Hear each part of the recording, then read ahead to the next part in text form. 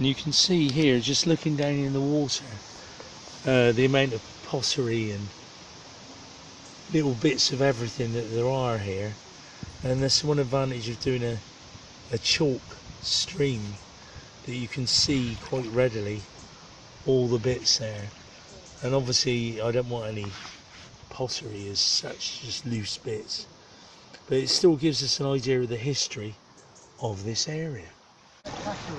Looks like Bud's found something. What have you got, Bud? Pipe stem. Ah, so we've now got a piece of pipe stem as our first old find. Well done, Dave. We found something for a sunny day.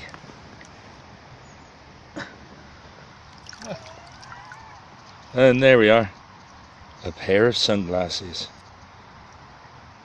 Can't all be old stuff, but that's what they are. And Bud's just found something down there. It is. Oh, it is. It's a shell. And not It's a bullet shell. training shell, is it? Well, Yeah.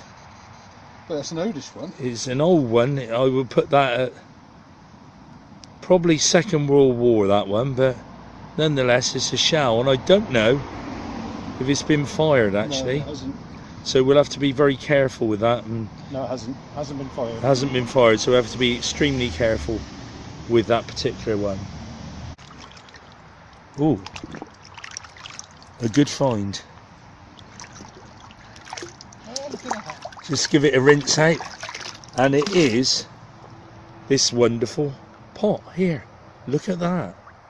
Extremely nice pot, and it's marked on the bottom. It says on there, I'm hoping that'll be like a World War I one. I'll have to have a look at it when I get back under the thing. It's not a pot, it's a mug with the handle missing.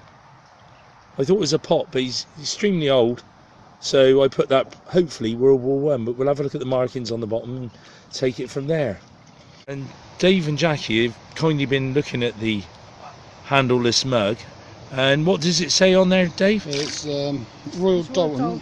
Royal Dalton, yeah. But on the front we just know it's very faded, but there's an American flag there. And World, can't quite make out what it says. Great World something.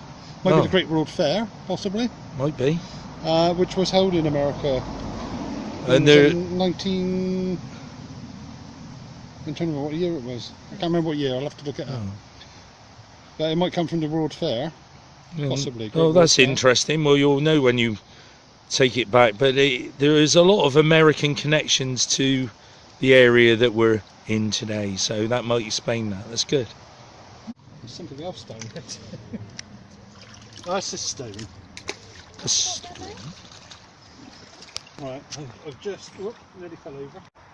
I found something. Let's go down and get it. Must be a bit deeper than I anticipated. Bit of a reflection off of it, but we're getting there. And here we are. And it's an old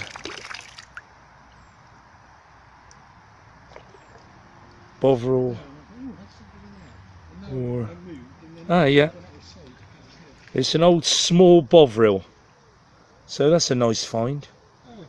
Put that turn of the century, lovely. That's a nice one. And just down here in the water I found a toy car. Here we are. So that is a toy sort of sports car, MR2 sort of thing, whatever, you know, dated probably 80s, but still nice to find these things. Oh. Is that a heartbreaker, David? It's a heartbreaker. Oh It's a dear. heartbreaker. It would have been a printed marm, an Oxford marmalade. Oh, what a shame. And just down in here in this fast flowing thing, which is very difficult to see, but nonetheless I've seen it, and we've got an old Turn of the century sauce, but I think looking at him he's just plain. Yeah. But would date, I like to think, to the First World War and the activity around this area where we're at the moment. So I like that. It's a nice find.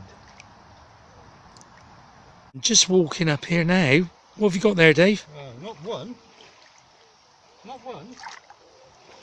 but two. Oh, that's a nice one. Look how wonky he is. And he's got writing around the shoulder of him. Ooh, we'll have to get Jackie to look at that with her glasses on. And this one's a nice little hexagonal one. Lovely. Nice. I think that might have been a perfume, that one. And did you say it was a sheer top bottle, David? It's a sheer top, yeah. Amazing. So Well it's done. meant to look like that, just snapped off at the top. Oh, that's really good. Yeah, Well done. That would have had a glass stopper. Well, now in one of the deepest parts of the river that we'll come to on our little trek through here, and then we've got to go under this bridge to the other side. So quite interesting. Cindy out on the other side, I hope. Don't like it under here at all. And nearly there.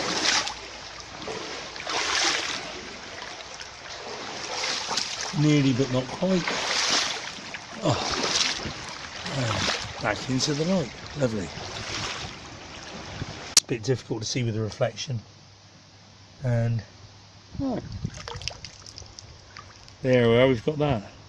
Which I would say is a boot plate off of a heel of a boot. Yeah. But you can see the old hobnails still in there, and you actually still a piece of leather on the boot. So that's a nice find from my point of view. It puts the history into some context in the area, which is fantastic.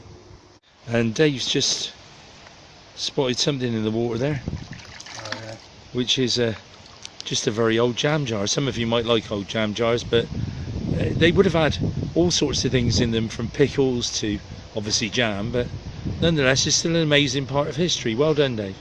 Okay. I like that. And David's just spotted something. What have we got there, David? Oh, lovely. Amazing. Look at that. Oh, that's a nice one.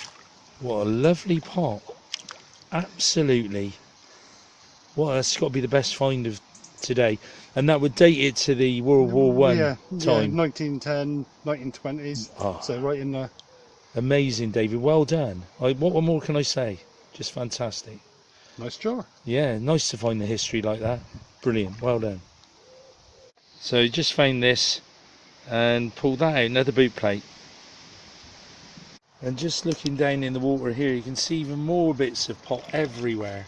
And this is where World War One troops would have been in and around this area.